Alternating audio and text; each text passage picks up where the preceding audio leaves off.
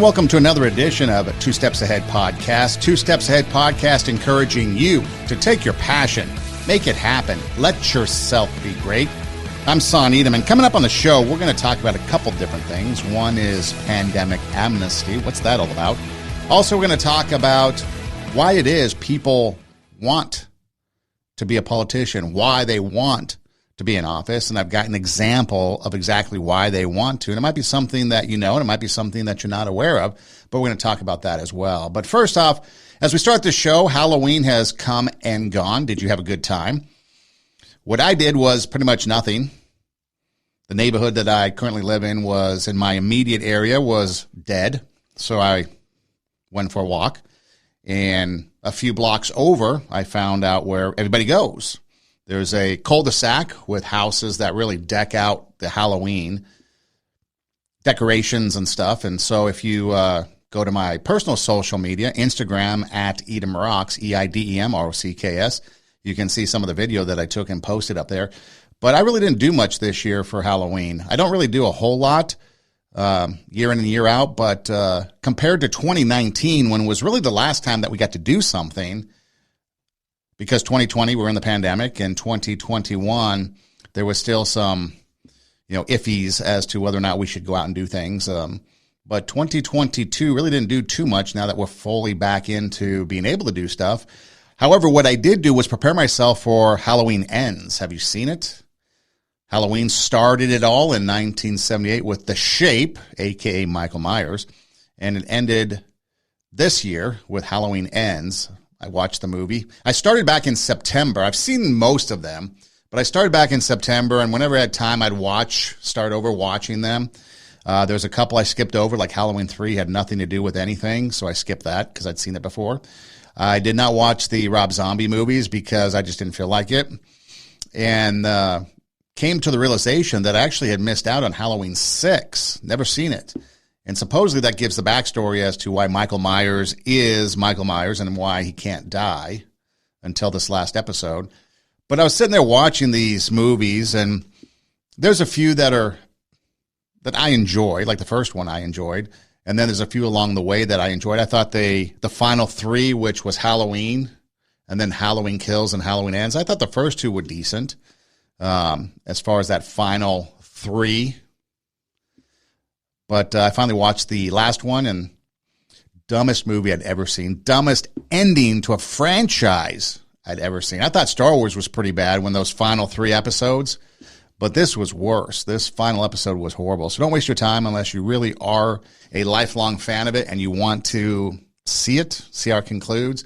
But it really had nothing to do with Michael Myers, and it really made Michael Myers somebody who wasn't Michael Myers all these years. I'm not going to give you any information in case you do want to see it. I don't want to give you any spoiler alerts. But it got me thinking back to 2019, before everything shut down, and I was thinking, wow, 2019 Halloween was actually a pretty full Halloween celebration year. Halloween Horror Nights at Universal Studios. Have you been? Did you go this year? When I went, I spent most of the time, because I hadn't been to Halloween Horror Nights in a long time. Back in college, it was Knott's Scary Farm down at Knott's Berry Farm. Do they still have that? I don't even know if they brought that back yet. I'm sure they have. But went to Halloween Horror Nights in 2019 and hadn't been to Universal Studios in a while, so I decided to, the people I was with, decided to kind of go on the rides at first. And so we did. We did all the rides like, The Simpsons and Jurassic Park and some of those rides before we even went down to the back lot where all the mazes and the scary stuff is. And I think we went to one maze, waited an hour and a half, and then decided to go back up to more rides and spent a bulk of the day, or this bulk of the night, on Jurassic Park. We found out, where the camera takes your picture down that big drop. And so we decided to come up with like this ultimate picture. And so we did it over and over and over until we finally got the perfect picture. And I think, to me, it's one of the top 3 best pictures I've ever taken, going down a ride, like a hill like that, where they flash your photo. And so we spent a lot of time doing that. But it was fun. Got to go on a lot of rides, got to do the Halloween thing. And so it was a blast. The company was fun. And so we had a really good time. And then did a couple things like there was something in an industrial part of Los Angeles, like in some nondescript industrial building called The Creep. Do you know about it? Did it ever come back? it was kind of cool. You go inside, it's completely enclosed, and it's kind of an audience participation where you kind of walk through this maze, and there's stories that will develop, and sometimes you'll be in a bigger area, bigger room, and everybody will be in there, and the plot kind of continues with everybody, and then who you follow or where you go, you might get a different perspective on the story. It was kind of unique, and it was a spooky feel to it. And then there's some interactive things where you can go and take your picture, and your picture would come out in different ways. Maybe you costume, or you could go black and white, or you can go, with a shadow, a shape behind you that made it spooky. And there was all different kinds of things, and that was called The Creep, and it was all right. Wore a costume and went to Howl at the Moon, Universal Studios. They still have that. I know it was going to move to Hollywood Boulevard before the pandemic. Did they ever make the move, and did it even open back up again? Costume party there, that was fun. That was always a fun time, going Howl at the Moon. But dressed up, everybody was in costume, everybody was having a good time. Went to a couple other places that had costume parties and danced the night away during that Halloween weekend. And then also combined it with Dia de los Muertos, Day of the Dead, which is a Mexican celebration, I believe. And it's remembering those that have died before us. And so at the college I was working at the time, we put on a big Dia de los Muertos celebration on campus, and it turned out to be really good. Had a good time with that. Played different types of games and celebrating that culture, that heritage. Went to Hollywood Forever Cemetery. Saw Cafe Tacuba and all the displays that were there. And so, again, if you go to my social media, Instagram, Edom Rocks, you can see some of the pictures there that I took from that day. And so it was a full kind of festive into October, into November in 2019. And so I know the last couple of years was mellow because of things that were going on in the world. And then this year, just never really got into it. But if you celebrate Halloween, which I know a lot of people do, I saw a lot of pictures on social media. A lot of people really enjoy that holiday. Some of the neighbors, like I said, a few blocks over, they really get into it with all the decorations. And I guess some people are giving out Jell-O shots, and other people giving out other kinds of shots to the adults. Not really sure that taking Jell-O shots and other types of shots from house to house is wise when you're out with the kids, but to each their own. And then, of course, all the kids were getting candy and stuff like that. And so costumes everywhere, and some people had lights, and, instead of spooky and scary stuff, they had kind of festive lights, which reminded me that for about 15 years, I lived in a neighborhood where about 4 or 5 square blocks was huge for Halloween. People would come from outside the area to celebrate Halloween. In 2019, the last time I actually did something, gave out candy to trick-or-treaters, had the house, outside the house, kind of like in a little disco. And so it's family friendly, and people could come up and get their candy. Made a table, you're set up in the driveway so people could come up. They didn't have to actually go to the door, just to the driveway and keep moving. It was a lot of fun. This year, I was prepared before I left the house to go for the walk to kind of see what was going on in the neighborhood, but nobody showed up. So, I've got some candy for myself that I'm going to enjoy. But it got me thinking also about the fall of the year. I know a lot of people look to New Year's as the time of year where we're going to start over, New Year's resolutions, all that type of thing. But I always like the fall of the year as a new beginning. I always like the fall of the year just to begin with, because not only being on a college campus and teaching, it's a fresh start for a lot of people, whether coming back to school or whether you're coming off the high school campus and you're going to college for the first time. So there's a lot of excitement, a lot of anxiety, a lot of different emotions, but it's like a new beginning for a lot of people. Then you've got, obviously, the weather, the change in season, depending on where you're at. The leaves might change. The temperature cools down. You've got the beginning of college sports. College football kicks off, and then you got volleyball. All sports are playing. Baseball's in the stretch run, the pennant chase, the World Series. You've got hockey. They drop the puck, basketball. And so it's just a fun time of year because it's a lot of new beginnings, new seasons starting in sports, new seasons starting in life, new seasons starting on campuses, school campuses all across the country.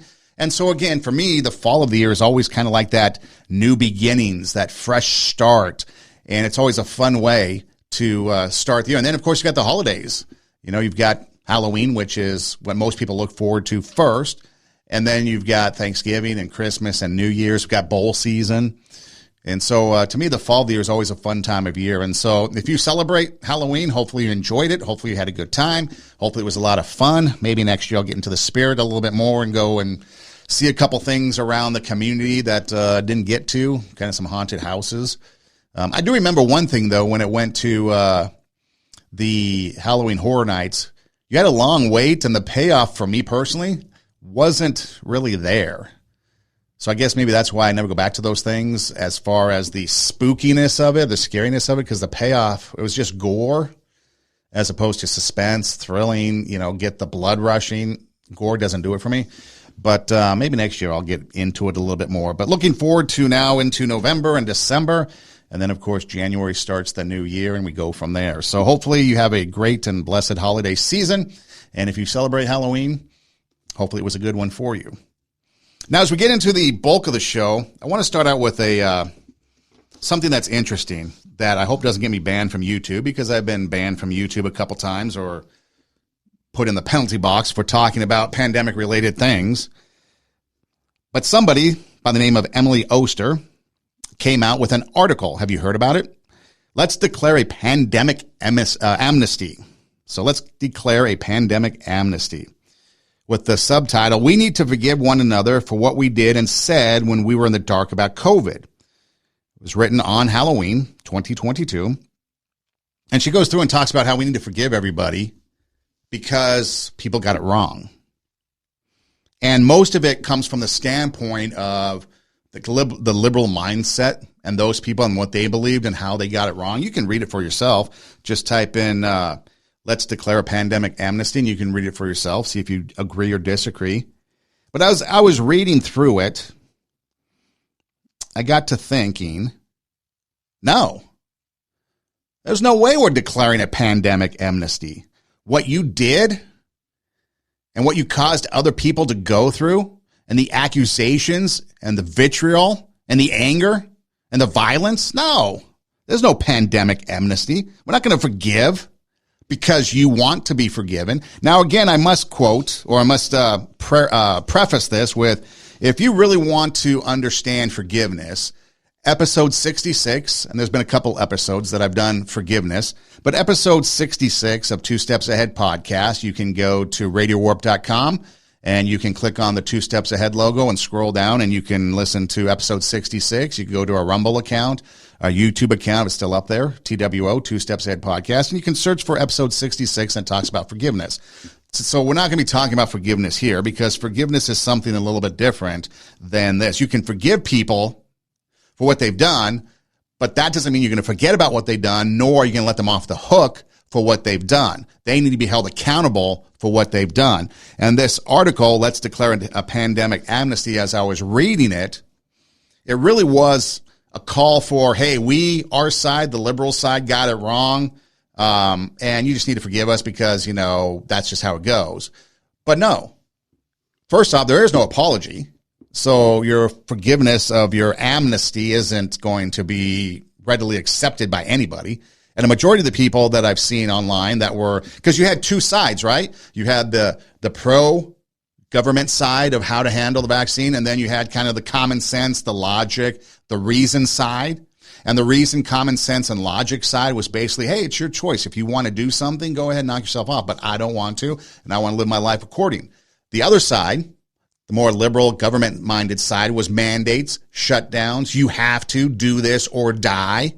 Instead of freedom, choice, my body, my choice, it's do or die.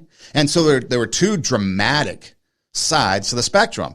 And during the pandemic, you had people on the dramatic side wishing death. I can't tell you how many times someone told me, I hope you get COVID and die because of your beliefs, or other nefarious things. And all we were saying on this side is, hey, it's a choice. If you want to wear your mask, go ahead. If you want to get the vaccine, go ahead. I just don't want to participate in that because common sense, reason, and logic, I don't see how this is very beneficial. That's all it was. And now this side over here that caused a lot of problems, lockdowns, loss of jobs, loss of businesses, loss of savings, couldn't do graduation celebrations, birthday celebrations. You had things such as your basic freedoms, your rights, your freedom to speech, your freedom of religion being taken away from you, things being censored online. You had police in Brooklyn, for example, shutting down a synagogue. You had people getting arrested for being on the beach. You had someone arrested in Malibu for riding a paddleboard all alone in the Pacific Ocean. And you had like this whole Coast Guard, SWAT team, sheriffs, everybody descend near the Malibu the Malibu pier and arrest this guy for being on the ocean. And then you had all kinds of nonsense from like Mayor Garcetti, where you can either be on wet sand versus dry sand and all this stuff. So it really was something that really caused a lot of division. And then, of course, the hypocrisy when Black Lives Matter hit and the masks came off for the protesting. And then, of course, you had the politicians such as Nancy Pelosi getting her hair cut, or Gavin Newsom at the laundromat restaurant, the French Laundry, doing his thing, and all the others, Gretchen Whitmer, husband wanting to take his boat out, and on and on and on and on. So we saw the hypocrisy. We saw that. And so now you've got somebody, Emily Oster, who wants to have pandemic forgiveness. And it's really a condescending type of article. So she starts in April of 2020, blah, blah, blah, blah, blah. Her family were going a number of hikes. We all wore cloth masks that I made myself. This is her talking. So when they would go on their hikes, they'd wear their cloth masks. We had a family hand signal, which the person in front would use if someone was approaching on the trail and we needed to put our masks on. So it was a hand signal. Once, when another child got too close to my then 4-year-old son on a bridge, he yelled at her, "Social distancing." So for me, all I need to know is sitting right there as to what type of person this is. They bought hook, line, and sinker everything that the government, everything that the news media fed them. They absorbed it. Now, again, my thinking is always logic, common sense, and reason. I'm not just going to accept something because somebody tells me I should. I'm going to think about it. I'm going to do my own research. My research is going to include things that doesn't include mainstream media, not Twitter. And that was the problem. A lot of people got their information on social media, on Twitter, where truth was suppressed, which is kind of ironic now because now that Elon Musk owns Twitter, I'm starting to see the shoe on the other foot, as they say, and a lot of liberal people freaking out because certain people are being allowed back onto Twitter. And you're starting to see other things get flagged from the other side, liberal people making wild accusations and claims. Now they're getting flagged, so everyone's flipping out. So the shoe is on the other foot now. But so you start to see somebody who bought in this hook, line, and sinker. And now she's copying to the fact that what she believed and what she was told was probably wrong in her eyes, but she went along with it, and this is her mea culpa. Saying, oh, yeah, got it wrong, but hey, that happened and now we just need to move on. These precautions, as she writes, were totally misguided.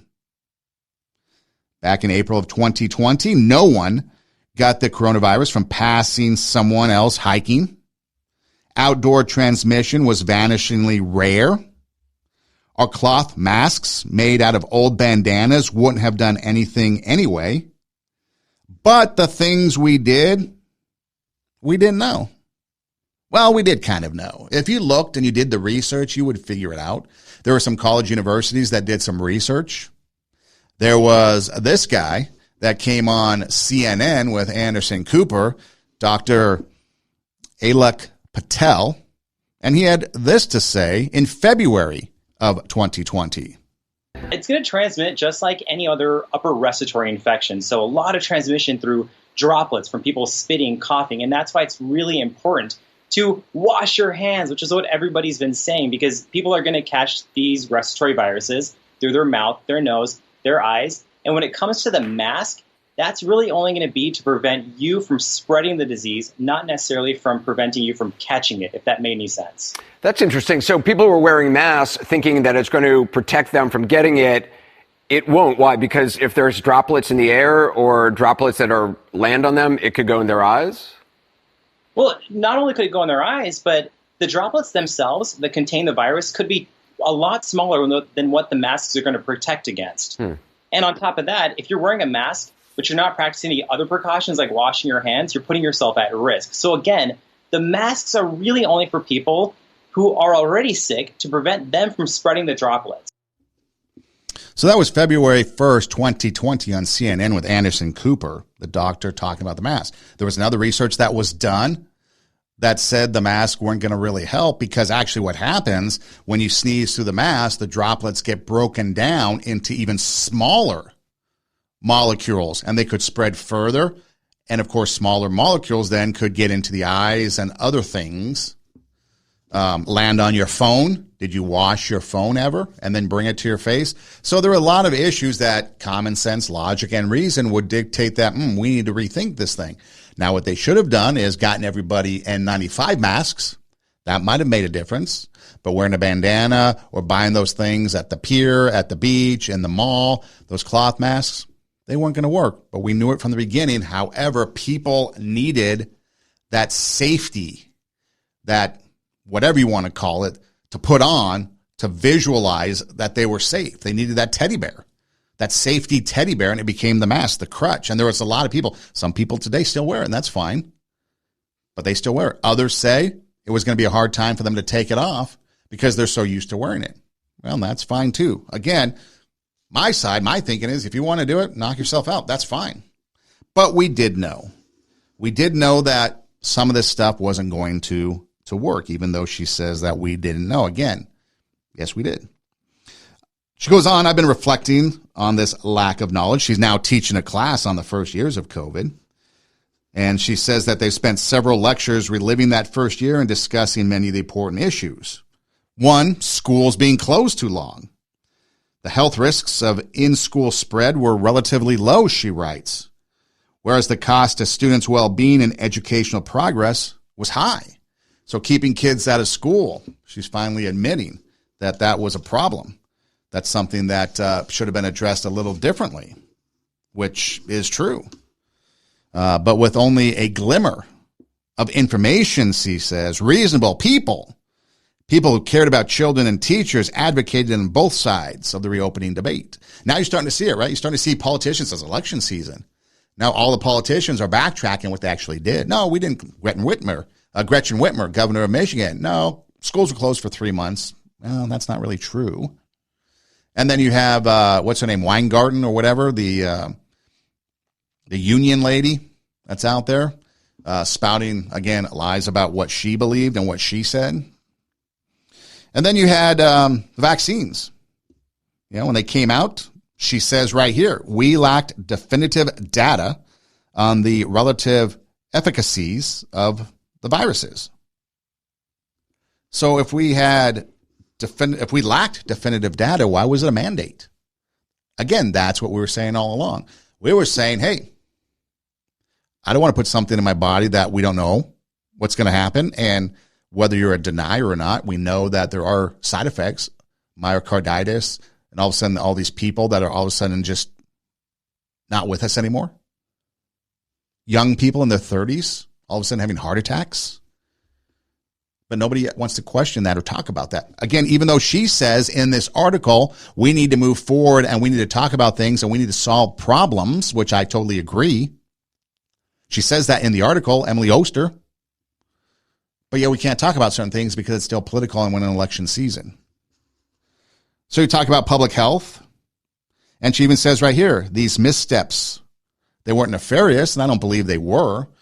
But again, why did you make things mandated? Why did you have someone like Rachel Maddow going on and making blanket statements like this one? Virus stops with every vaccinated person.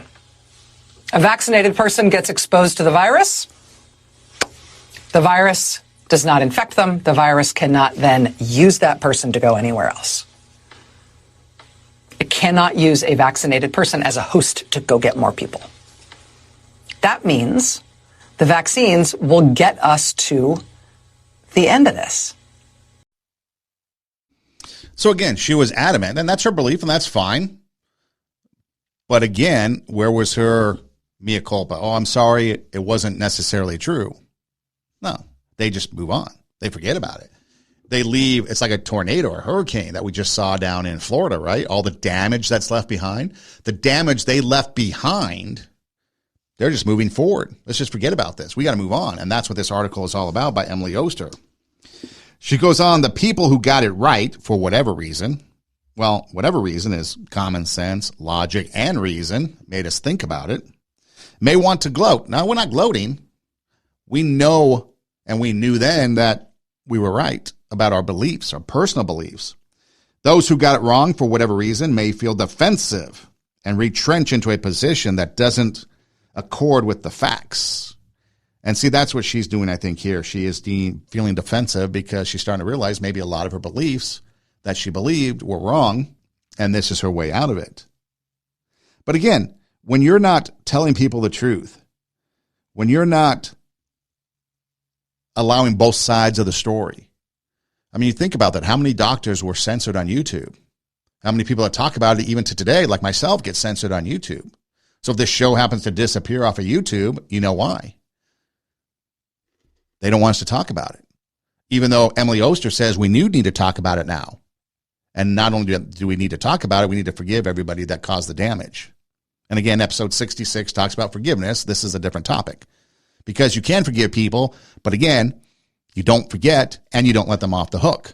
Just like I'm sure if you were like Paul Pelosi, he was attacked. Now they've made it political.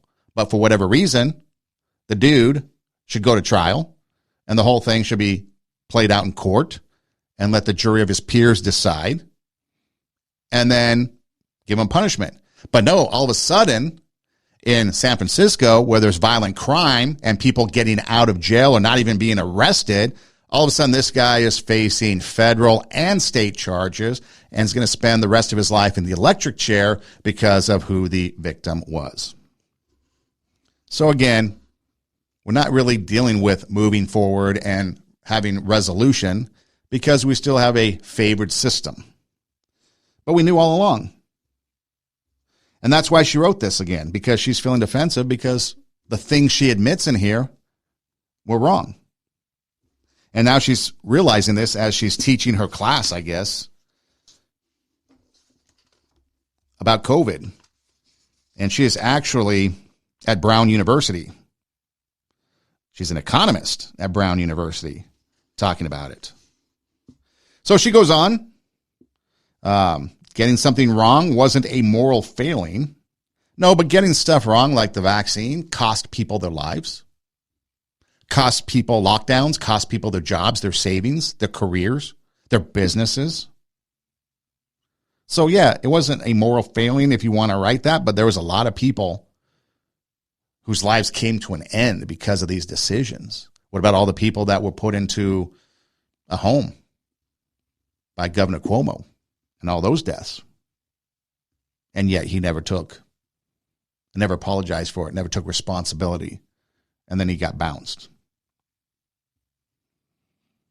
So again, she writes, we have to put these fights aside and declare a pandemic amnesty. That's laughable.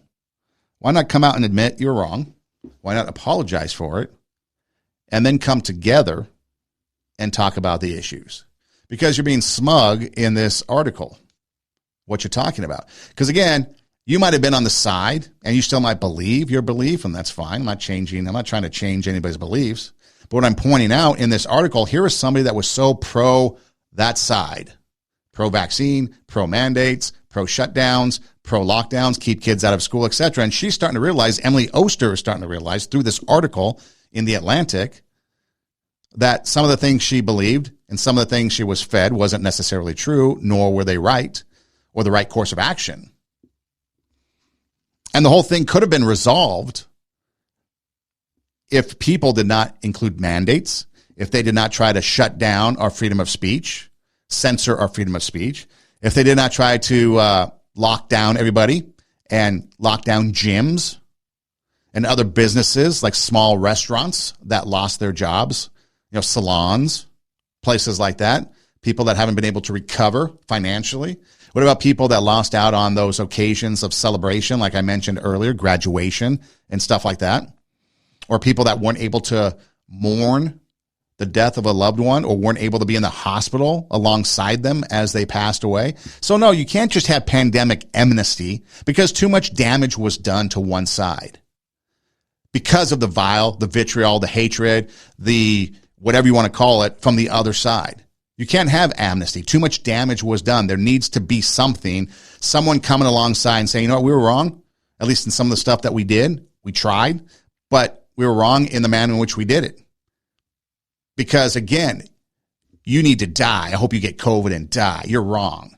It's a vaccine. It's a pandemic of the unvaccinated. Biden said that all the time. No, it wasn't. It was a pandemic of a disease, of COVID. So we need to put the fights aside and declare a pandemic amnesty. Again, we talked about the LA County closing its beaches.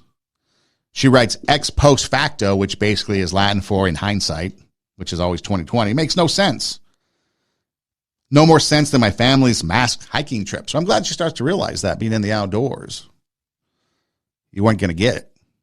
Coming to the realization that some of the things that you did. But again, does this guy that was arrested in Malibu in a paddleboard, does he still have a criminal record? I don't know. But that's the question that needs to be asked if we're going to have this.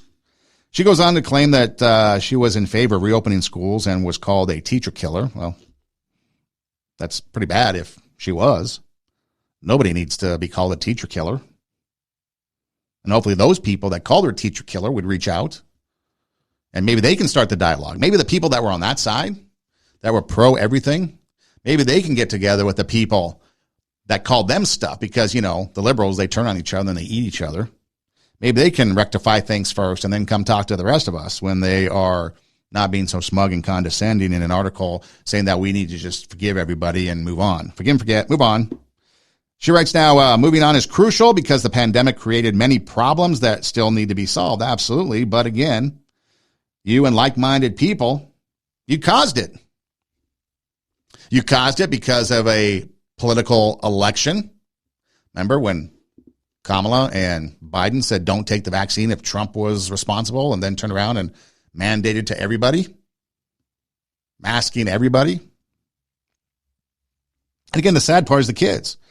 She goes on to write about test scores being down, math, and data that needs to be improved so that we can get people back to, or these kids back to wherever. She goes on and talks about more about vaccines like measles and pertussis and all that, or whatever it is. But again, the fact is that there's a lot of distrust out there now. I don't trust anything that comes out of the mouths of anybody in the media. In fact, I don't watch any mainstream media much anymore. I don't listen to anything that people have to say about stuff coming out because I know it's not true. I have to go do my own research. I do a lot of it. And I don't rely on Google News or Yahoo News because they're going to float misinformation or the lies that people put out there or a biased news cycle. I'm going to go and look at independent sources and look at independent sightings and do the research myself. And if I'm reading something, let's say on CNN, and they quote something, then I'm going to go to that source that quoted that information and find out more about them. It takes work. But if you're getting your information on Twitter or social media, it's going to be skewered. It's like telephone. Somebody says something. I mean, look at Paul Pelosi and the attack and how much lies were thrown around out there. We still don't even know what happened. A lot of questions, and there's some liberal media that are now trying to find out. You're starting to see headlines, more questions than answered in the DA's press conference, and on and on and on. She closes out her article by saying the standard saying is that those who forget history are doomed to repeat it, but dwelling on the mistakes of history can lead to a repetitive doom loop as well. Let's acknowledge that we made complicated choices in the face of deep uncertainty and then try to work together to build back and move forward. Well, what she's missing out on, and I'll end with this on this particular thing because I want to move on, but what she's missing out on is some people took this pandemic, and like the saying goes, you don't let a crisis go to waste, and they took control. That's all it was. They didn't care about the welfare. A lot of people didn't care about the welfare of people. They wanted control. They wanted power. They wanted to maintain that control, and they wanted to maintain that power. And so, no, we can't forget. We can't give amnesty and just say, oh, oops, my bad, and move on. There has to be consequences to it, and the first place you can start is at the ballot box. Vote the people out. If they came to you and they lock you down and they caused harm and grief, why would you put them back in office? I mean, seriously. But there's going to be people that do that. It's absolutely crazy that you would put people back in office that voted or made decisions that affected you negatively. They shut you down. They closed your business. They made you lose your job. It didn't affect them. They didn't do anything. They still had their whatever lifestyle that they wanted. They didn't abide by anything that they made you abide by. They still had all the freedoms in the world to travel, do whatever. Traveling around. AOC went to Florida because Florida was still open. So even though you were locked down, people were traveling all over the place, meeting with people, celebrating. The Super Bowl. LA had a mask mandate at the time of the Super Bowl, and people were still running around maskless. So again, the powers that be, the hierarchy, the oligarchs of America, the politicians that were out pushing these things, no, there is no amnesty. Are you kidding me? There needs to be, I don't say punishment, but there needs to be something in order for, if you want reconciliation, see, that's the other word, it's reconciliation. If you want reconciliation, you need to come, you need to admit what you were doing was wrong. You need to apologize for it. See, forgiveness can be real quick. Forgiveness can be for, you did something to me, but I'm going to forgive because I'm going to get it off of me. Forgiveness is for me. I'm going to forgive you because I'm not going to dwell on this. I'm not going to let this affect me. I'm not going to let this bother me. I'm going to move on with my life. I'm going to put this to bed for me. If you want reconciliation, that's the other side of it. Then you need to come. You need to apologize. You need to admit what you did was wrong.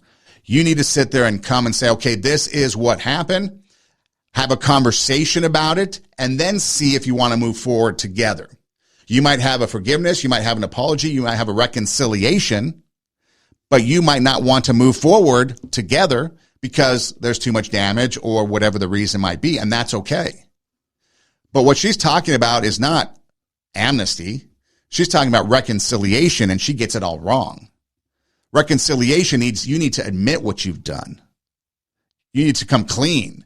You need to confess, ask for, or say an apology, ask for forgiveness if you want to reconcile and move forward. You can't just have amnesty, a blanket like, oh, well, my bad, let's move on. No.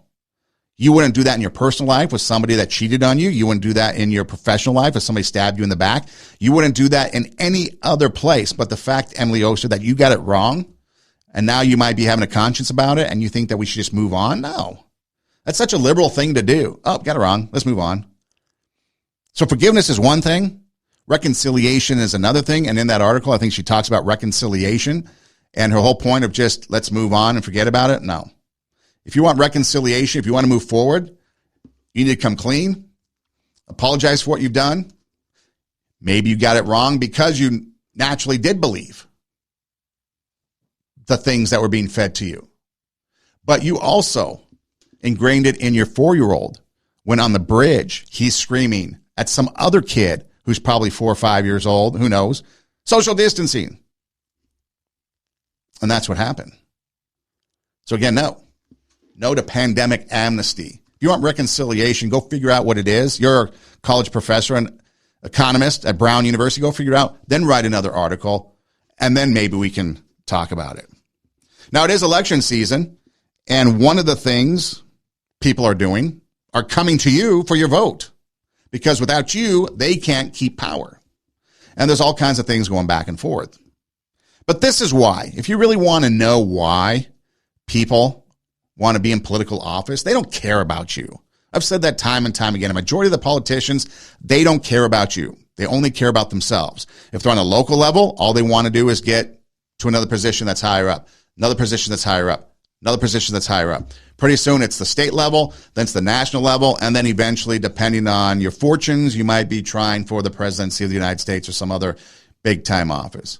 But that's all it is. Everybody's always talking about Gavin Newsom now, running in 2024. Even though he said if he gets reelected, he's going to serve out his term. We all know that's not going to be true. It'll be dependent upon if he thinks he can be successful in a presidential election in 2024. But again, this is why people want to be in office. And I'm going to use California Democratic Representative Eric Swalwell, who was a big anti-Trumper pushing this January 6th thing. Well, this is what he has done. Okay? And don't forget, he was the one that slept with the Chinese spy Fang Fang. So he dropped nearly $60,000 on travel expenses in just a 6-week period. This includes a trip to Miami Beach and the hot spots in Miami Beach, hotels in Paris, France, And this is all public record because you have to put it out there with campaign finance records. The Swalwell campaign's choice of posh hotels carry nightly price tags between $400 and $3,700. Can you afford a $400? Can you afford rent? Can you afford gas? Can you afford food on your table for your family? Let's start there, let alone taking a $400 a night trip or a $3,700 a night hotel stay. According to the U.S. Census Bureau data, again, 6-week span, he spent $57,094 in travel expenses, and that is only less than $10,000 than the median American household in 2020. So from April 1st, 2020 to May 18th, 2020, he spent $57,000. $67,000 was the median American household in 2020. I'm sure it's dropped because of everything that's happened the last couple of years, but this is why they want to stay in office. Money, travel, power. They're immune to everything. They make laws that only you have to follow. They don't have to follow. They oppress the people that vote them into office. So why do you continue to vote them into office if all they're going to do is oppress you with their laws? Talking about all kinds of things that we're not going to get into because I don't want this to be a political conversation. There's a lot of things that's hurtful to people, just everyday Americans, you, and yet you vote for these people. So Swalwell's campaign, which consists of 2 paid staffers, not sure who else is with them, but dropped thousands at a luxury hotel, or I guess luxury hotels, in prime vacation spots. $4,708 at Lowe's Miami Beach. The campaign doled out $1,752 at a 5-star hotel, La Maison Champs-Élysées in Paris, France. Nightly rooms run around $1,000, maybe $1,200 per night, according to the article. Again, if you are a representative from California, what are you doing in Paris on the taxpayer's dollar? Why using campaign funds to travel to Paris? And again, this is why they want to stay in office, because they can use other people's money to travel the world and do whatever they want and live a luxurious lifestyle, much like the Russian oligarchs, because that's what they are. They become these American oligarchs. They can do whatever they want, and they don't pay for it. And I've got another story coming up to back that up. The Maison Champs-Élysées in the heart of Paris' Golden Triangle, an elegant marriage of contemporary lines and unobstructive luxury, according to the description. That's the outer side of the swanky hotels that are nowhere near his district. The highest expenditure came from United Airlines, where the campaign dropped $13,000 on flights. Committee also spent $7,815 on American Airlines and nearly $1,300 on Alaska Airlines. The Cadillac congressman appeared to continue his luxury limo kick, spending nearly $6,000 on such services, according to the disclosure. How's your car payment coming along? Do you have a car payment? Can you afford a car payment? Can you afford $6,000 in luxury limo rides? And then, of course, there was the $1,500 and the $1,000 on Lyft and Uber rides. Again, this is a 6-week time frame. April 1st to May 18th, 2020, $57,000. Okay? This is more than what he spent in communication, consulting, and fundraising services. Last year, so 2019, I guess it was, Swalwell's campaign dropped tens of thousands of dollars on booze and limo services, and also spent $20,000 at the luxury hotel where his wife used to work. Interesting. Tens of thousands of campaign dollars included limo services, hotels, high-end restaurants, alcohol delivery services, and that was over the second quarter, according to FCC records. So all this is public knowledge. You know, $20,000 here on the Ritz-Carlton Half Moon Bay, where Swalwell's wife was director of sales until 2019, according to a LinkedIn profile. And it goes on and on and on. They just want to spend money. They just want to have the ability to do whatever they want, whenever they want, wherever they want, at your expense. And so if that's the case, what are we getting to? And then they create laws that are hurting. You hear about it now, right? In it's campaign season. Oh, this side, that side. They're a threat to democracy. They're a threat to democracy. Here's what Ronald Reagan said about a threat to democracy back in 1961. Our founding fathers here in this country brought about the only true revolution that has ever taken place in man's history. Every other revolution simply exchanged one set of rulers for another set of rulers.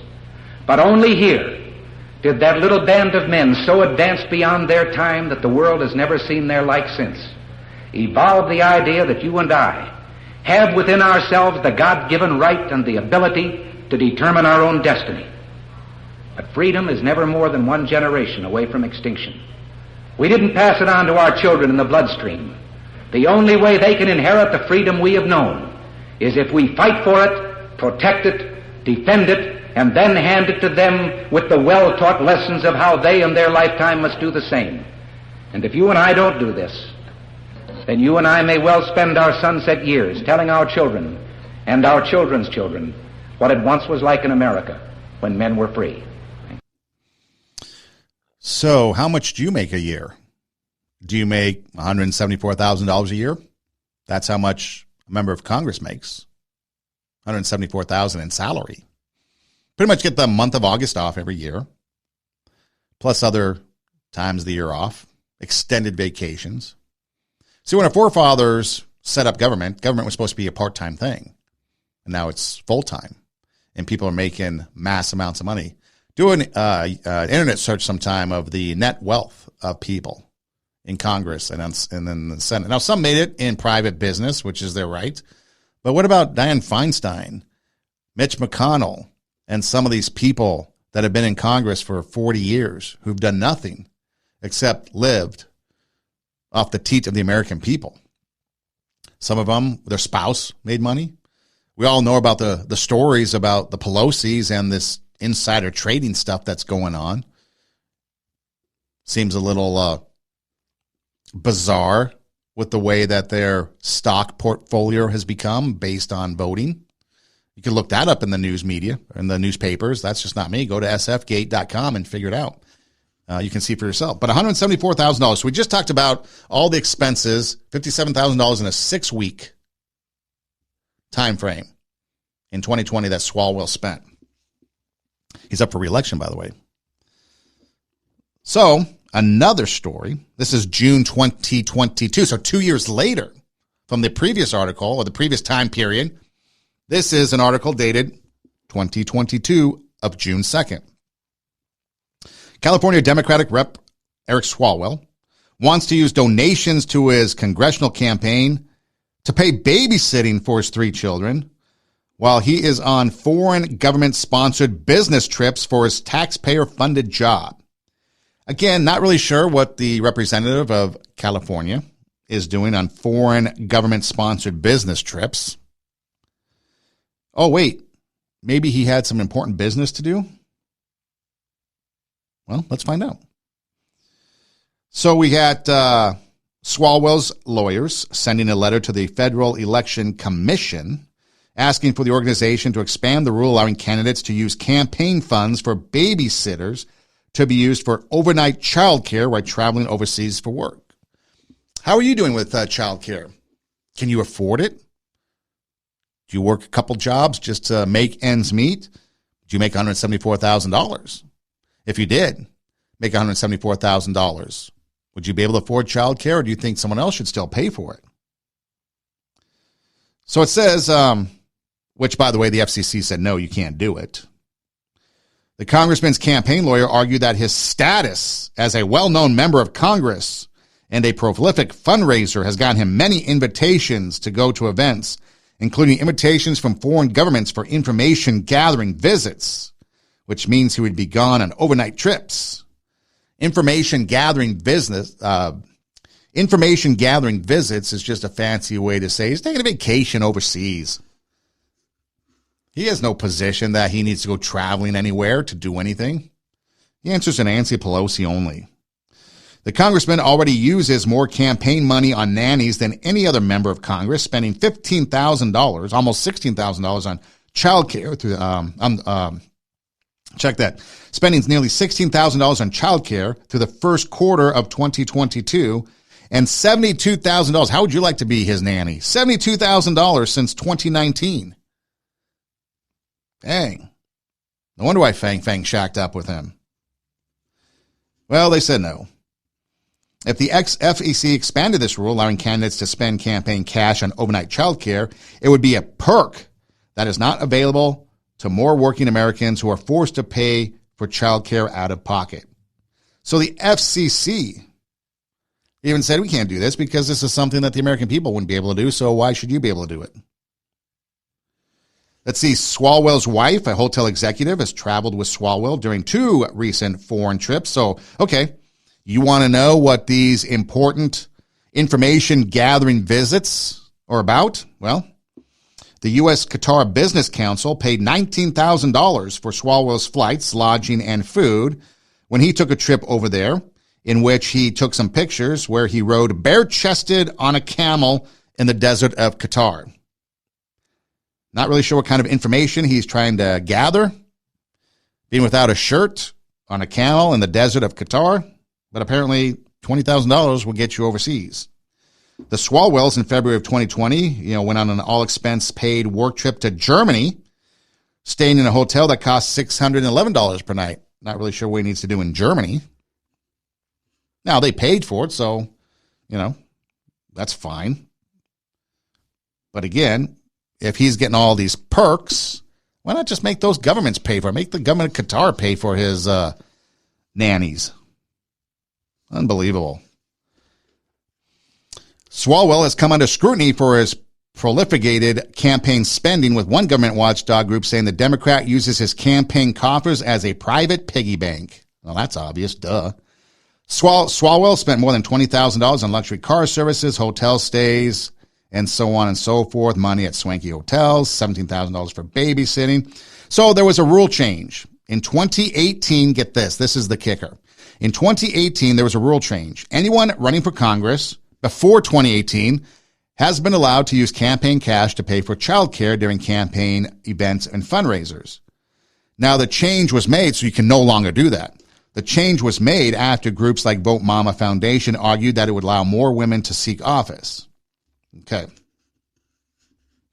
So Swalwell once told this group that led the charge on the rule change that he once had to reevaluate if he could stay in Congress due to child care costs taking a toll financially. So apparently $174,000 a year and child care takes a toll financially. I ask you, how much do you make? How much do you spend in child care? What do you do for child care? Swalwell wants you to pay for it and then pay for your own child care as well. But this is why politicians want to stay in office. They don't care about you. Now, some may, but they've never cared about you. They only care about their wallets, their pocketbooks, their power, their trips, their status, and on and on and on. When was the last time a politician actually did something for you? I heard somebody say one time, talking about Biden specifically, or they weren't talking about Biden specifically, but talking about Biden, the comment was made that senators make horrible presidents because all senators do are kick things down the road.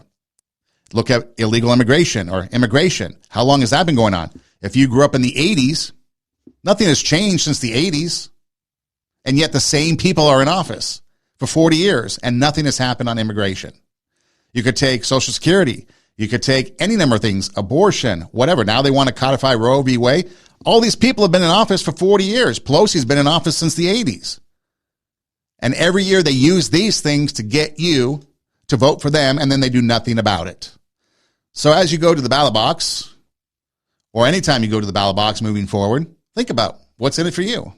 They're getting theirs. They're getting high salaries. They're getting all the perks to go dance naked in the desert of Qatar on a camel. They've got $57,000 they could spend on luxury hotspots. When was the last time you took a vacation that wasn't at the Motel 6? That's what they're there for. So why do you vote for them? Why do you keep them in office? Because they tell you to? Because you want to be a part of some in crowd? Because you're going to die on the sword of your political ideology? Why don't you start thinking about yourself for once? What's in it for you?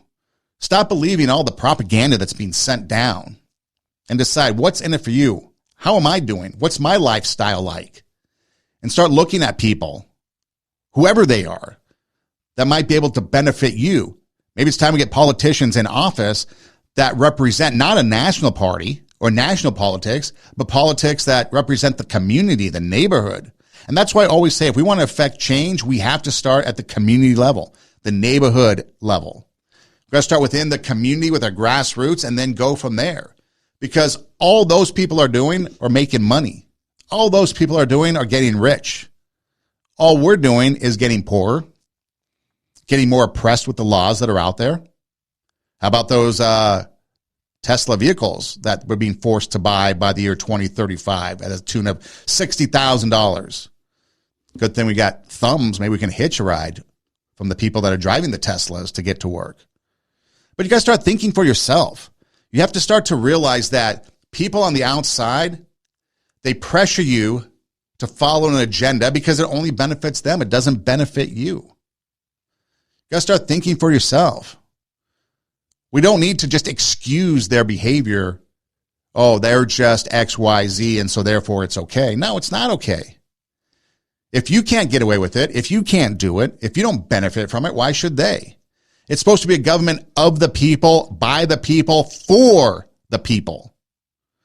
But it's government of the oligarchs, by the oligarchs, for the oligarchs.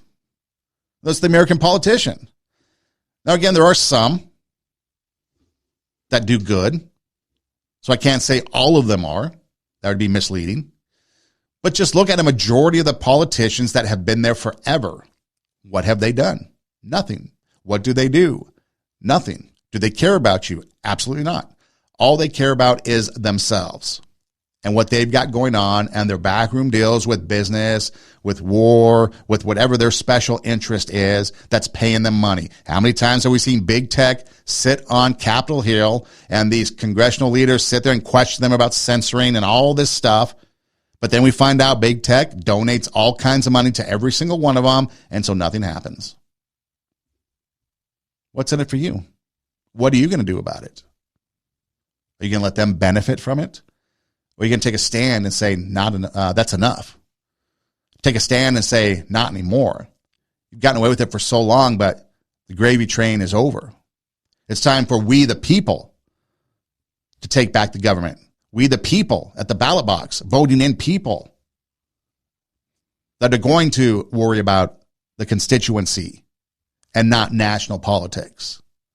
Allow the states to get back to governing states' rights and not trying to federalize everything, because that's not what the Constitution is about. Let states' rights get back to governing the people, because what's best for California isn't what's best for Nebraska, isn't what's best for Florida. Something to think about. This is Two Steps Ahead Podcast, encouraging you to take your passion, make it happen, let yourself be great. I'm Son Edom. Hey, check out our website, radiowarp.com. That's radio, W-A-R-P, radiowarp.com. Just click on the logo, Two Steps Ahead Podcast logo. Our shows pop up. You got the video, and then you've got the audio from SoundCloud. You can also go to Instagram, TWO, Two Steps Ahead Podcast, and some show clips on the shows and everything is there as well. You can go to the Linktree link in the bio, and it connects you to our Rumble account, our SoundCloud account. Our Rumble account basically now just hosts our videos, the video portion of the show. And you can go to the video. You can go to the audio on SoundCloud. You can hear us on Spotify, Pandora, basically listen anywhere you listen to podcasts with the audio version. You can download the audio version from SoundCloud and take it with you on the go. And when in doubt, just, hey Siri, hey Google, hey Alexa, play TWO, Two Steps Ahead Podcast, and we pop up. And so with that, I'd like to say, hey, thanks for listening. Do tell a friend. Make sure you take your passion, make it happen. That includes taking your passion for yourself and not letting others take that from you. Let that inner greatness come out and utilize it for your benefit. Don't utilize it for somebody else's benefit who doesn't care about you. So again, thanks for listening. Do tell a friend. And until next time, God bless.